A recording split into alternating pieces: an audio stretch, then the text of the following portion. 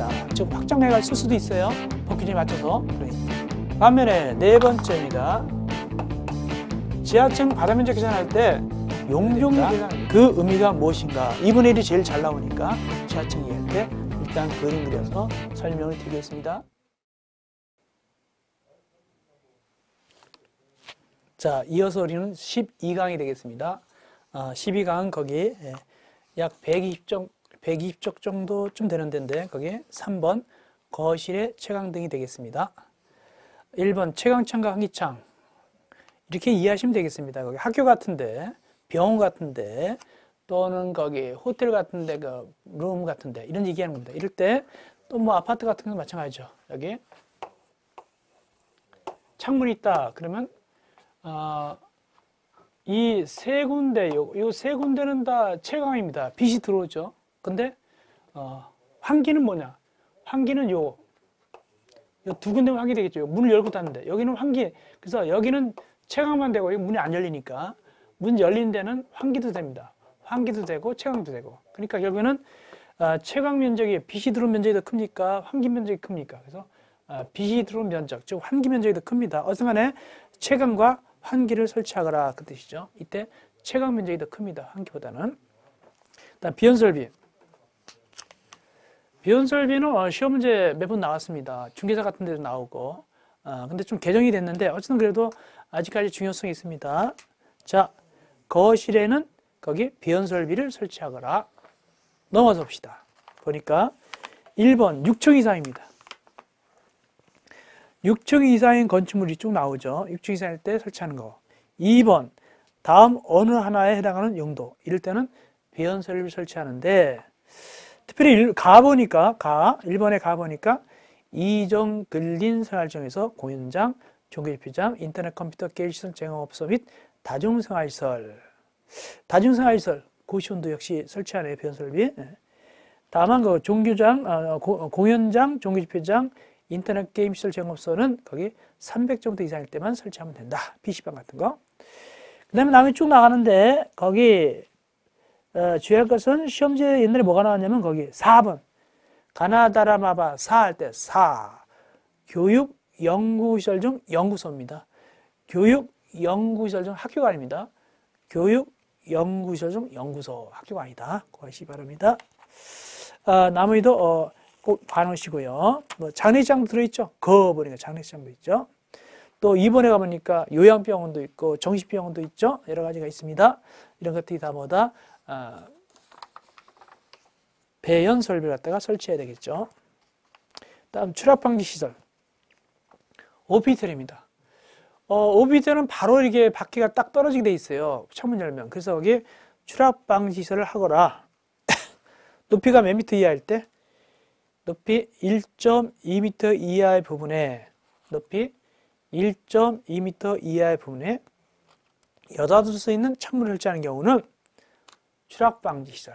좀 뭐라 할까? 거기 뭐 이렇게 망 같은 거 설치해야 되겠죠.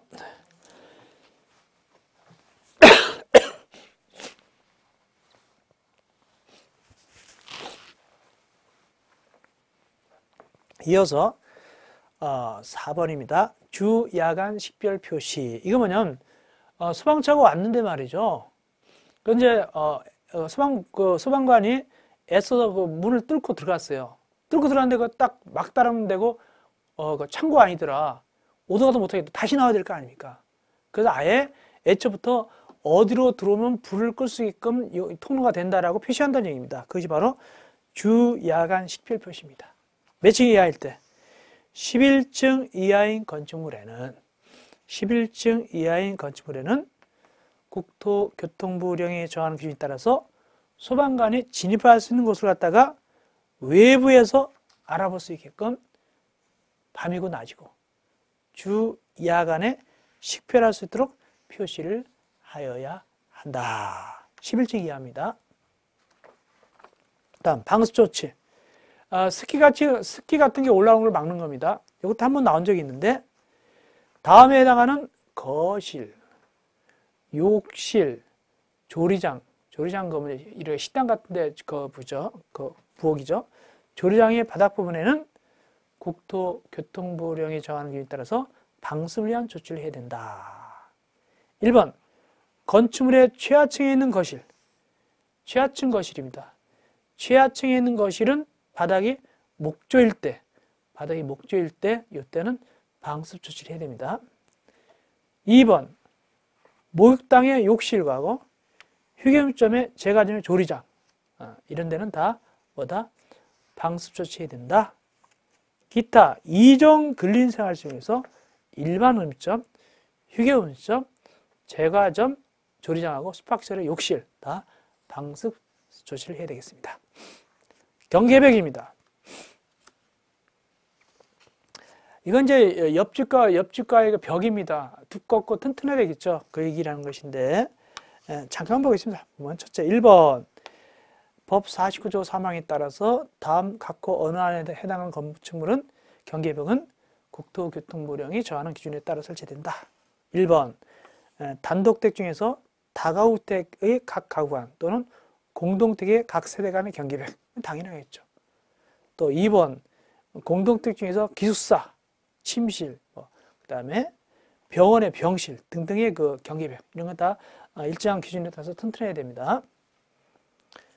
다음, 괄호 2번은 밑에 괄호 2번입니다. 이거는 층간 바닥, 층과 측사입니다. 특별히 층간 소음 위에서 더 그러겠죠. 층간 바닥입니다. 그래서 법 49조 3항에 따라서 다음 어느 하나에 해당하는 건축물의 층간 바닥은 기준에 따라 설치된다. 소리 같은 거 잘 안 들리게끔. 단독택 중에 다가구택, 공동택, 업무시설 중에서 오피스텔 등등은 층간 바닥이 튼튼해야 됩니다. 넘어갑시다. 굴뚝등 7번. 거기 1번에 굴뚝은 별로고요. 2번이 중요합니다. 7번에 2번, 반괄호 2번입니다. 인접 대지 경계선으로부터 직선거리 2m 이내에 이웃 주택의 내부가 보이는 창문도 설치할 때는, 이때는 가리개, 차면시설을 설치하라. 몇 미터 이내일 때 직선거리 2m 이내. 2m 이내에 옆집이 보인단 말이죠. 그럼 안 되니까 가리개, 차면시설을 설치하라. 직선거리 2m 기억하시기 바랍니다. 차면시설 기억하시기 바랍니다. 이어서 제6절 승강기 설치 기준 굉장히 중요합니다.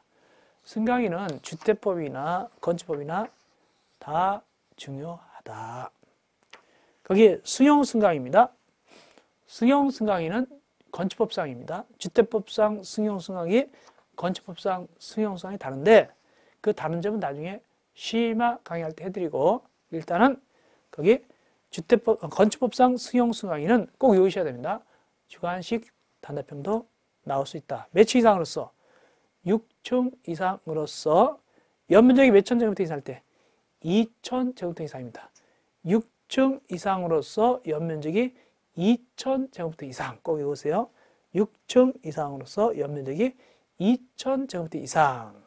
이때는 승용승강입니다. 승용승강기를 설치한다. 6 외우고 2천 외워야 됩니다. 그런데 이런 경우라 하더라도 승강기를 설치하지 않는 경우도 있다. 이것이 동그라미 2번입니다. 거기 089조라고 되어 있죠. 건축법 시행령 89조. 이거는 나중에 주택법도 똑같이 이걸 갖다 씁니다. 주택법도 똑같습니다. 이 규정은 뭐냐면 층수가 6층인데 주의하세요. 층수가 6층인 건축물이지 6층 이상인 건축물이 아닙니다. 6층인 건축물입니다. 층수가 6층인 건축물로서 바다면적 300제곱미터 이내마다 1개소 이상 직통계단이 있다. 이럴 때는 승강기를 설치하지 않아도 괜찮습니다. 이 규정은 주택법상 승강기도 똑같습니다. 몇 층일 때?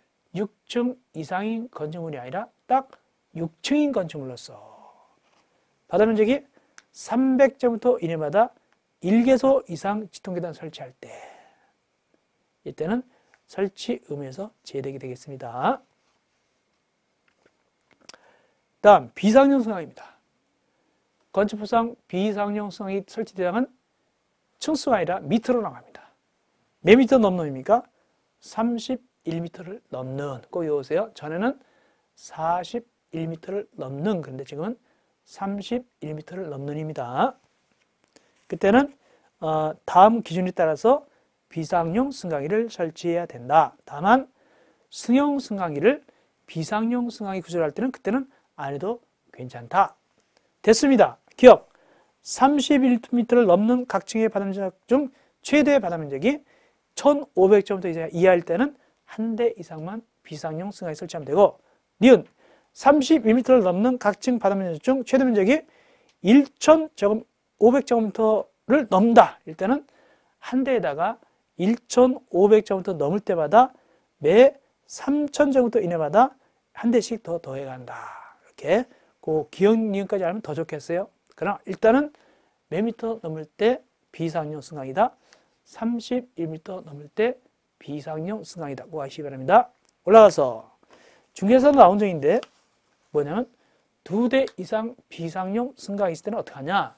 이때는 간격을 두고 하느냐 한꺼번에 모아두느냐 이겁니다. 거기 보니까 간격을 두고 설치해야 된다. 이런 것도 나온 적이 있어요. 한꺼번에 모아두는 게 아닙니다.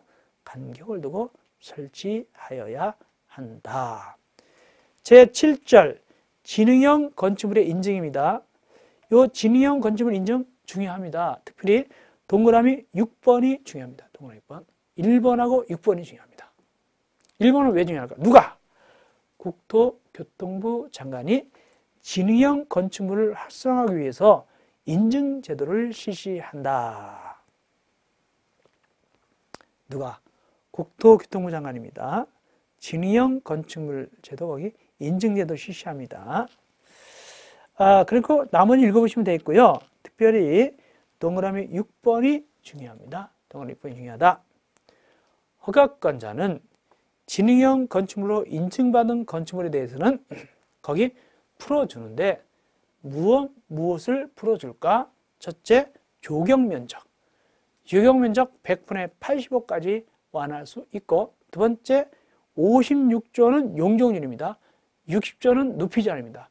56조는 건축물의 용적률, 60조는 높이 제한인데 특별히 어느 높이 제한을 얘기하냐면 소위 말해서 가로구역 단위 높이 제한입니다. 어쨌든 56조 용적률, 60조 높이 제한을 갖다가 풀어주는데 얼마까지 풀어줄까? 100분의 115 범위에서 100분의 115 범위에서 완화합니다. 근데 주의할 게 있습니다. 여기 용적률 56조, 60조 높이를 풀어줄 때는 100분의 115라고 했는데 조경 풀어줄 때는 100분의 115라 하지 않고 100분의 85라고 했습니다. 왜 그럴까? 높이하고 용적률은 많이 주는 게 풀어주는 겁니다. 그래서 100분의 115 많이 줬단 말이죠. 풀어주죠. 근데 조경을 풀어준다는 것은 면적을 줄여주는 게 풀어주는 겁니다. 조경을 좀 안 해도 되니까, 즉 돈을 절약하니까. 그래서 100분의 85다. 이해하셨죠? 어쨌든 조경은 100분의 85까지, 용적률, 그 다음에 높이는 100분의 115까지 풀어줍니다. 이걸 외우고 그 다음에 풀어주지 않는 게 있다를 또 아셔야 돼요. 뭐는 풀어주지 않느냐?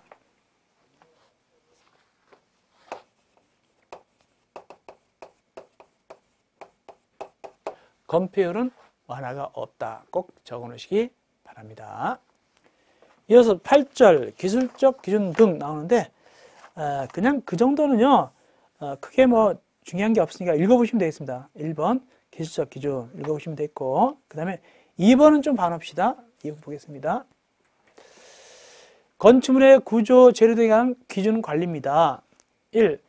국토교통부 장관은 기후변화나 건축기술의 변화 등에 따른 법 48조 등등등등등이 그 적정한지를 검토하는 모니터링을 대통령령이 정하는 기관마다 실시하여야 한다라고 되어 있죠. 이 모니터링 기간이 얼마냐면 거기 건축 모니터링인데 소위 말해서 건축 모니터링은 대통령령으로 정하는 기관마다 정기적으로 하게 되는데 몇 년이냐? 3년마다입니다. 그래서 국토교통부 장관이 하는 건축 모니터링은 3년마다 정기적으로 실시한다. 아시고요. 그 다음에 두 번째입니다. 국토교통부 장관이 직접 하지 않고 전문기관한테 야, 네가 대신하거라 이렇게 할 수 있다는 얘기입니다. 2번입니다. 국토교통부 장관은 대통령령으로 정하는 전문기관을 지정해가지고 건축 모니터링을 하게 할 수 있다. 그래가지고 다음에 인력과 조직을 갖춘 자를 갖다가 전문기관으로 지정하는데 인력은 거기 5명 이상, 조직은 건축 모니터링 할 수 있는 전담 조직 가진 이런 기관을 전문기관으로 해가지고 니네가 대신 하거라 이렇게 할 수 있다는 얘기입니다. 어쨌든 정기적인 건축 모니터링은 3년마다 합니다. 참고로 하시면 되겠습니다. 이렇게 해서 우리가 제6장을 끝내고요. 이어서 제7장 기타 건축 제한 등으로 들어갑니다. 1절 건축물의 높이 제한 들어갑니다. 자, 높이 제한은 우리가 약간 좀 설명을 좀 드릴 필요가 있어요. 좀 길이 갑니다. 높이 제한은 좀 페이지가 한 페이지, 두 페이지, 세 페이지, 네 페이지, 거의 5페이지를 갖다가 차지하고 있습니다. 높이 제한은 5페이지를 차지하고 있는데 기본 강의 때문에 우리가 기본적인 내용은 다 해드리겠습니다. 그리고 약간 어려운 부분은 시마 강의에서 좀 더 플러스해서 해드리겠습니다. 일단은 기본적인 가락은 다 잡아드리겠습니다. 높이 제한 칠판을 보시겠습니다.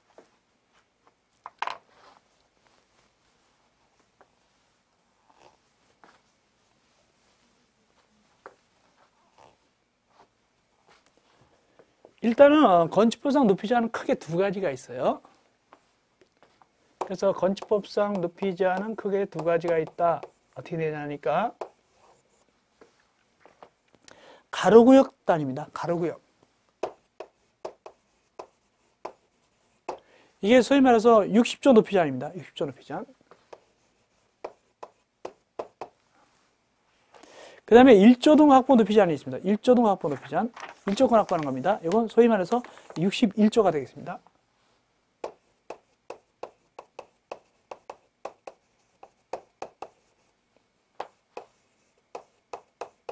자, 이렇게 해놓고. 그 다음에 이제 가로구역이 뭐냐. 가로구역이 뭔데? 가로구역은, 이 대지나 단지가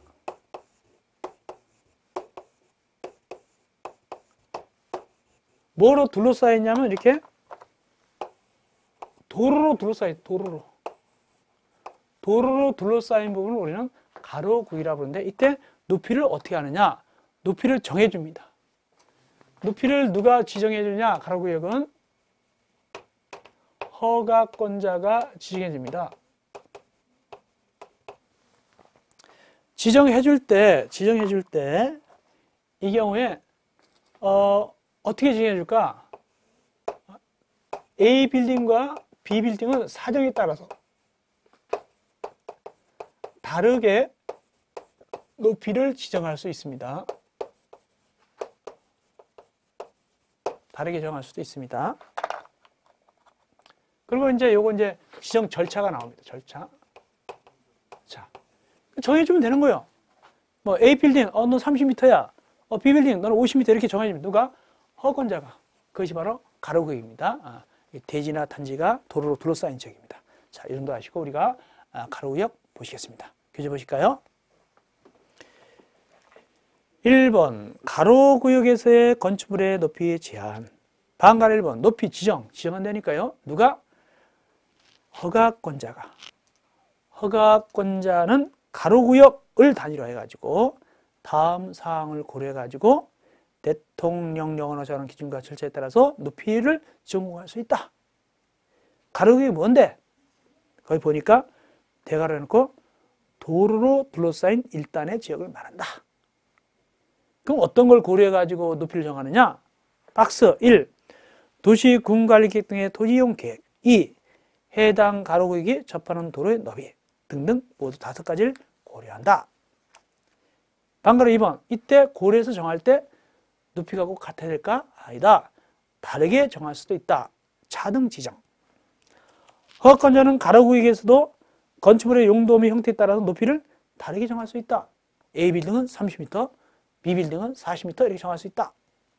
완화 지정.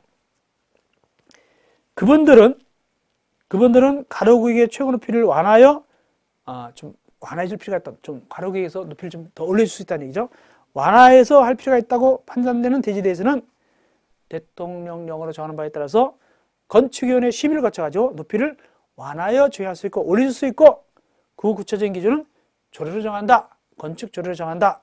지방의회에서 정한다는 얘기죠. 조례에 의한 최고 높이 지정. 조례에 의한 높이 제한입니다. 조례에 의한 높이 지정입니다. 최고점 빼버리세요.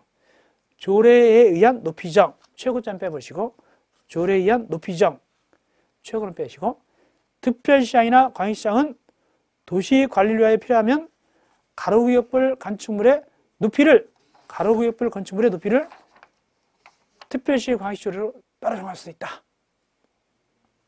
다음 다섯 번째, 이 높이 지정 절차입니다.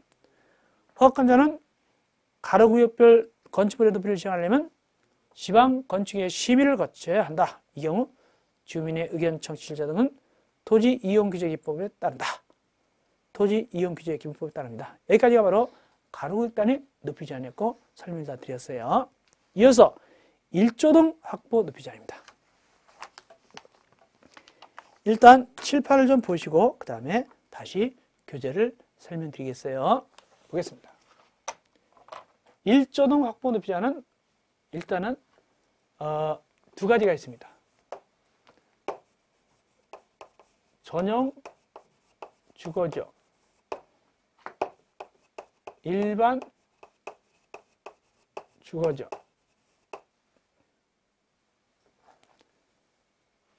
그 다음에 공동택. 이렇게 됩니다. 일대 1조 등 확보할 때 예외적으로 작은 건물은 지방자치단체 조례를 정해가지고 이 규정을 적용하지 않아도 되는 경우가 있어요. 어떤 경우냐? 작은 건물 2층 이하이면서 8m 이하다. 이럴 때는 조례로 정해가지고 너무 작은 거니까 말한 61조 규정을 적용하지 않을 수도 있습니다. 2층 이하이면서 8m 이하인 경우는 이 규정 적용하지 않아도 괜찮다. 그리고 1조 등 확보할 때 전용 주거지역, 일반 주거지역 왜 나오냐? 한마디로 우리가 보통 사람이 사는 곳입니다. 사람이 사는 곳은 햇빛이 비쳐야 될 거 아닙니까? 전용 주거지역, 일반 주거지역. 그럼 어떻게 1조 확보를 해주냐? 원칙. 정북 방향에 인접 대지 경계선을 띄워줍니다. 인접 대지 경계선으로부터 띄워준다. 북쪽으로 해가지고 인접 대지 경계선 띄워가지고 그 북쪽에 있는데 그늘이 안 지게 한단 말이죠. 예외적으로 정남 방향에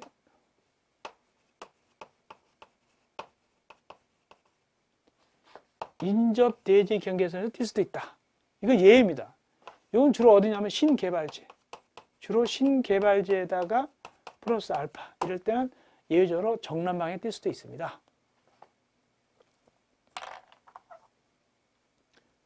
그 다음에 여기까지. 일단 여기까지 하고 우리 이제 교재 보고 좀 해보겠습니다. 여기까지 합시다. 교재 보고.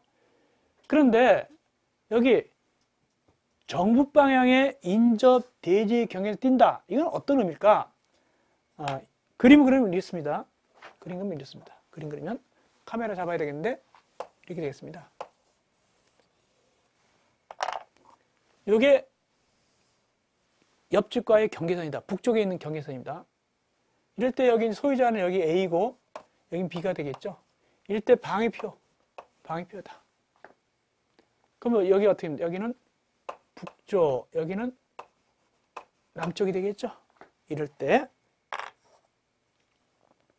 건물을 지을 때 여기 건물을 짓습니다. 이럴 때 북쪽에 있는 인접 대지 경계선을 띄워준다. 아니면 남쪽에 있는 인접 대지 경계선을 띄워준다. 어디서 기준한다? 북쪽으로의 인접 대지 경계선을 이렇게 띄워줍니다. 북쪽으로부터의 정북 방향의 인접 대지 경계선으로부터 이렇게 띄워줍니다. 그래서 이 건물이 크면 클수록, 높으면 높을수록 이 거리를 많이 띄워줍니다. 이때 이 건물 크기에 따라서 크게 두 가지를 띄워줍니다. 두 가지 띄워줍니다.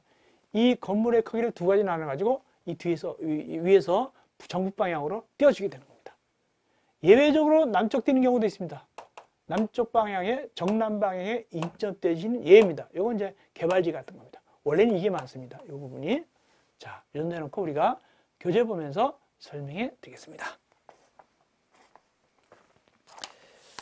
그래서 동그라미 2번 일조등 확보를 위한 건축물의 높이 제한, 소위 말해서 일조권 확보죠.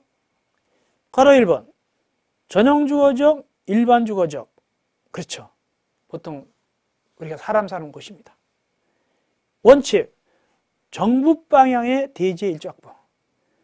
정북 방향이면 북쪽 방향의 대지 일조권 확보입니다. 그래서 동그라미 1번 전용 주거지역이나 일반 주거지역에서는 건축물을 건축하는 경우는 거기 법 61조 1항에 따라 일조권 확보에 따라서 건축물의 각 부분을 정북 방향의 인접 대지 경계선으로부터 다음 범위에서 건축조례 정하는 거리상 띄어서 건축한다. 건축해야 된다. 그러니까 예, 북쪽으로 띄어준다. 정북 방향부터 정북 방향의 인접 대지 경계선부터 띄어줍니다.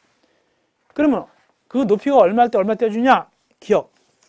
높이가 9m 이하인 부분은 인접 대지 경계선으로부터 1.5m 이상 띄워줘야 되고, 니은 높이가 9m를 초과할 때는 인접 대지 경계선으로부터 해당 건축물의 각 부분의 높이 2분의 1 이상을 띄워줘야 된다. 이만큼 띄워줍니다. 두 개, 여기 두 개 표시해놨죠?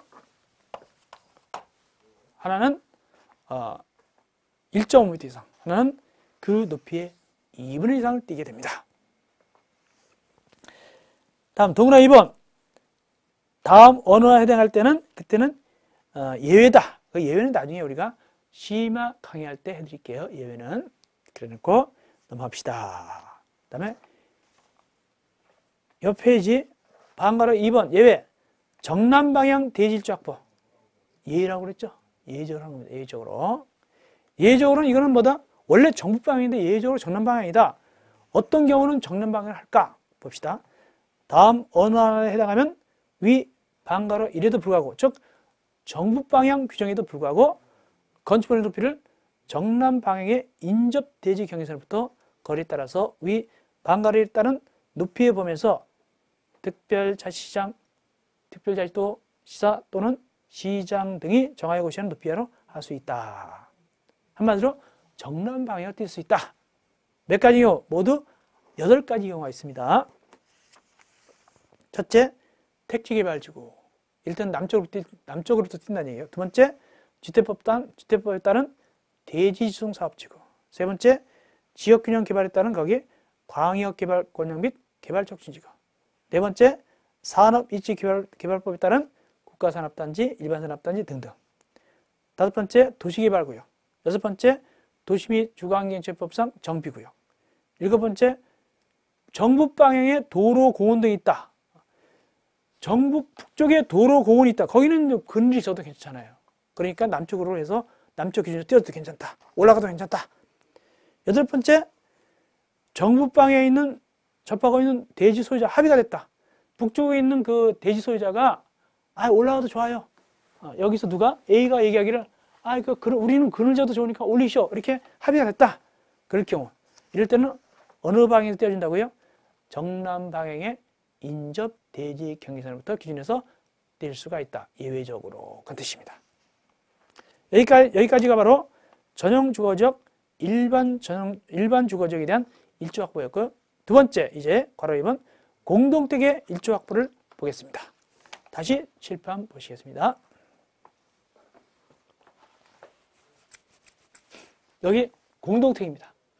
공동택의 일조 확보는 어떻게 나가느냐? 첫째, 일반 사업적하고 중심 사업적은 땅값이 워낙 비싸기 때문에 이 공동택 일조 확보 규정을 갖다가 적용하지 않습니다. 일반 사업적과 중심 사업적에 있는 공동택은 이 규정을 적용하지 않는다. 워낙 땅값 비싸니까 촘촘히 해도 어쩔 수 없어요. 햇빛이 안 비쳐도 어쩔 수 없습니다. 적용하지 않습니다. 건축법상은. 그러니까 이제 어떻게 공동택에 대해서 일조 확보를 할까? 이렇게 합니다. 일단은 인접 대지 경계선. 인접 대지 경계선에서 띄워준다. 두 번째, 인동거리. 인동거리는 동과 동 사이 떼어주는 겁니다. 그리고 보기를 이렇게 됩니다. 그림 그리면 이렇게 됩니다. 여기 단지가 있다. 이때 요 위에 있는 단지하고 밑에 있는 단지 다릅니다. 여기 이제 인접대지 경계선입니다. 이럴 때 여기가 1동, 여기 2동, 여기 3동, 여기가 4동, 여기가 뭐 예를 들어서 부대시설 이렇게 합시다. 부대시설 이럴 때 나머지 아파트고 이렇게 됐다 칩시다. 첫째, 인접대지 경계선 띈다는 건 이렇게 떼어지는 겁니다. 이렇게 여기 떼어지는 겁니다. 이거 떼어줄 때 이거 얼마나 떼어줄까? 이거 떼어줄 때 원칙은 이거 떼어줄 때 원칙 어떻게 되냐면 이겁니다. 인접대지 경계선 원칙상 이렇게 표현합니다. 2배 이하 높이다. 2배 이하 높이라고 표현합니다. 얘는 나중에 심화 강의할 때 해드릴 거예요. 원칙상 2배 이하 높이다. 그건 무슨 소린가? 만약에 요게 여기 이 거리가 만약에 10m 떼었다. 그럼 2배니까 요 1동 몇 미터까지 올릴 수 있다? 2배? 20m까지 올릴 수 있다. 그렇게 뛴다는 얘기입니다. 만약에 15m 떼었다. 그럼 2배니까 1동은 30m까지 올릴 수 있다. 이렇게 한다는 이게 원칙 2배 이하입니다. 이렇게 원칙은 2배 이하다. 다음 인동거리. 인동거리는 동과 동 사이 거리입니다. 1동과 예를 들어서 1동과 3동, 1동과 2동, 2동과 부대시설, 2동과 4동 이렇게 동과 동 사이 떼어주는 것 갖다가 우리는 인동거리라고 부릅니다. 이 중에서 제일 가까이 떼어도 괜찮은 건 1동과 2동입니다. 옆으로 쓴 거니까 옆으로. 이때는 가까워도 괜찮아요. 측벽과 측벽. 요건 4m입니다. 요건 4m. 근데 시험 문제는 뭐가 많이 나오냐? 앞뒤로 뛰는 거. 1동과 3동. 1동과 3동. 요거. 여기 0.5배입니다. 0.5배. 도시형 생활택은 0.25배입니다.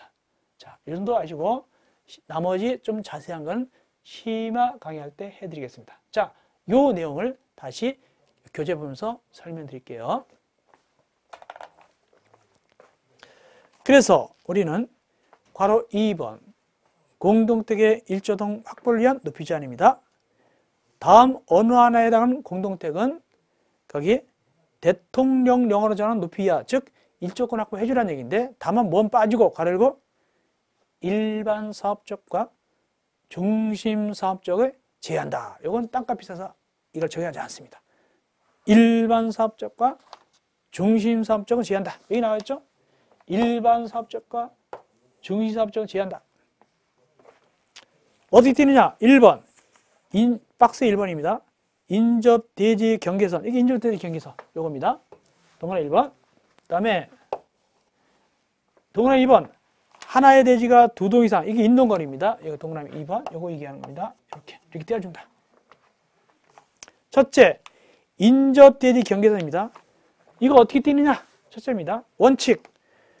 건축물의 각 부분 높이는 그 부분으로부터 채광을 위한 창문 등이 있는 벽면에서 직각방향으로 인접대지 경계선 수평거리 2배 이하다. 물론 예적으로 4배 돼 있죠. 일단 우리는 기본 강의할 때는 2배만 기억하세요. 여기에 복잡한 말이 보이지만 뭐가 포인트냐? 2배 이하. 2배 이하다. 2배 이하다. 즉 여기 만약에 10m 떼었으면 요거 몇 미터까지 올릴 수 있다? 20m까지 올릴 수 있고 15m 떼었으면 30m까지 지을 수 있다. 2배 이하. 그걸 기억하시면 되고 기본 강의에서는. 근데 예외가 있다. 밑에 2번입니다. 또 예외가 뭐 하냐면 다세대입니다. 이건 나중에 심화 강의에서 하면 되고 일단은 기본이 얼마라고요? 2배 이하 높이다. 이거 아시겠죠? 그 다음에 반가로 2번입니다. 그 다음 페이지. 하나의 대지에 2동 이상 건축하는 높이 제한. 이게 인동거리. 요겁니다. 동과 동 사이. 이 동과 동, 1동과 2동 사이, 1동과 2동 사이 등등 여러 가지 경우가 모두 기역부터 미음까지가 있습니다. 박스 안에 기역부터 미음까지 띄워주라 이렇게 되어 있습니다. 그 중에서 기본 강의에서는 기역과 미음만 하겠습니다. 기역과 미음만 해보겠습니다. 기본 강의니까. 미음은 쉬워요. 측벽과 측벽이 서로 마주 볼 때, 즉 여기입니다. 1동하고 2동 서로 이렇게 옆으로 서 있잖아요. 옆으로. 햇빛은 밑에 있고. 이럴 때 측벽이 옆벽 마주 보고 있죠. 이럴 때는 가까워도 괜찮아요. 여기 몇 미터 이상이냐면 4m 이상. 거기 미음 끝에 4m 이상 이렇게 이 정도 하시면 되겠고, 그런데 시험 문제는 기억이 많이 나왔습니다. 기억 볼까요? 채광을 위한 창문에 있는 벽면으로부터 직각 방향으로 건축물의 각 부분 높이의 0.5배 이상 범위에서 건축조례로 정한 거리 이상 0.5배 이상 띄워준다. 높이에. 다만 도시형 생활택은 0.25배 이상 띄워주면 된다. 이 높이가 만약에 이것이 20m짜리다 그러면 이게 만약에 20m짜리면 얼마 이상 띄우라고요? 0.5배니까 10m 이상 띄워야 되겠죠. 만약에 3동이 20m짜리면 10m 이상 띄워줘야 됩니다. 0.5배 이상 띄워줘야 되니까 높이에 0.5배 이상 띄워줘야 되니까 10m 이상 띄워야 되겠죠. 이런 식으로 뛴다는 얘기입니다. 그래서 앞뒤로 있을 때 기억 0.5배, 도시형은 0.5배 이것이 좀 많이 나왔습니다. 나머지 디귿, 리을은 좀 어려운 얘기 때문에 심화 강의할 때 좀 해드리면 되겠어요. 그런데 우리가 할 얘기가 있다. 뭐냐? 이게 띄는 게 이게 몇 가지 있어요. 거기 기억, 니은, 디귿, 리을 아주 복잡하잖아요. 근데 이 복잡하게 안 해도 되는 경우가 있다. 어떤 경우는 이게 면제되느냐? 안 해도 되느냐? 밑에 동그라미 2번 예입니다. 읽어보겠습니다. 다만 그 대지의 모든 세대가 동짓날을 기준으로 해가지고 아침 9시부터 오후 3시 사이에 2시간 이상 계속 일조를 확보할 수 있는 공간을 일조를 확보할 수 있는 거리 이상을 할 수 있으며 이렇게 나가죠. 인동거리, 동과 동사에 있어서는 이게 복잡하니까 그냥 동짓날 12월 20 며칠 날 경우이죠. 아침 9시부터 15시, 오후 3시 사이에 2시간 이상 계속해서 햇빛을 확보할 수 있으면은 그때는 굳이 이런 거 안 따져도 괜찮다 그 뜻입니다. 그 다음에 뒷부분 주택단지의 2동 이상의 건축물이 도로를 사이에 두고 서로 마주보고 있는 경우는 이때 중심선을 갖다가 인접 대지 경계선으로 본다. 뭐냐면 이겁니다. 원래 인접 대지 경계선, 이게 인접 대지 경계선이었죠? 이 아파트 단지에서 공동택 할 때 이게 인접 대지 경계선인데, 근데 이렇게 되지 않고 구조가 어떻게 되어 있냐면 여기 아파트 단지 하나 있고 여기 도로가 있고 여기 아파트 단지가 있다 이렇게 돼. 이럴 때는 인접 대지 경계선을 어떻게 보느냐? 이때는 기준을 갖다가 이걸 갖다가 어떻게 잡냐? 요 가운데, 도로의 가운데 요걸 갖다가 인접 대지 경계선 잡아가지고 계산한단 말이죠. 가운데 요걸 잡아가지고 도로 가운데를 잡아가지고 인접 대지 경계선에서 계산한다. 예.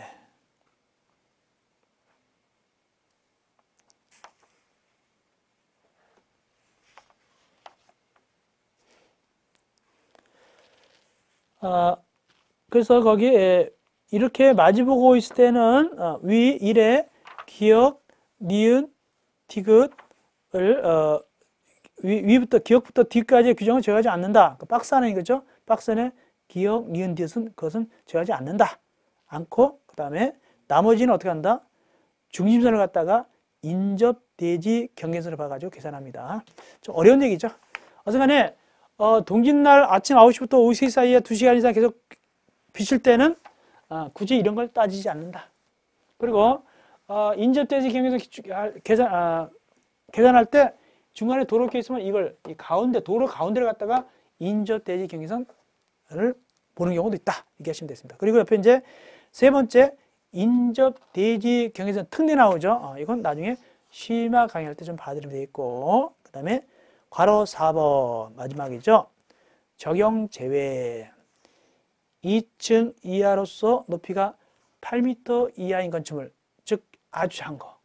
요거는 해당 지방 자치단체의 조례를 정하는 바에 따라서 1조 확보 높이 제한 적용하지 않을 수도 있다. 여기입니다. 요거 1조 확보에 있어서 2층 이하로서 8m 이하인데 지방 자치단체 조례를 정할 때는 이때는 적용하지 않을 수도 있다. 너무 작은 거니까 일단은 봐줄 수도 있다. 이것이 되겠습니다.